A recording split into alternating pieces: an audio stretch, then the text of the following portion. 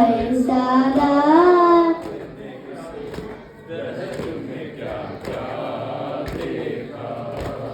जिस घराने ने सदा लोगों को खुशियाँ बांटी, जिस घराने ने सदा लोगों को खुशियाँ बांटी, उनको खुशियाँ ना मिली, हम ये ज़्यादा देखा है सादा।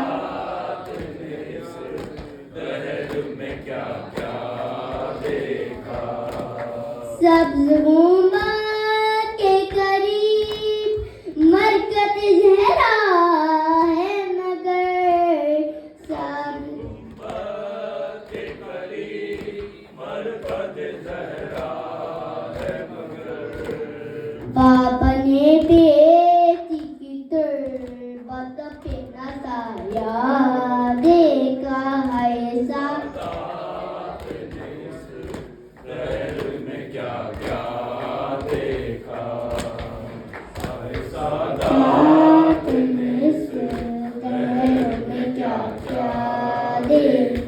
रोटियां मांग के जिस दर से फरिश्ते जाएं, मांग के जिस दर से फरिश्ते जाएं, ईद के रोज भी उन बच्चों का फाका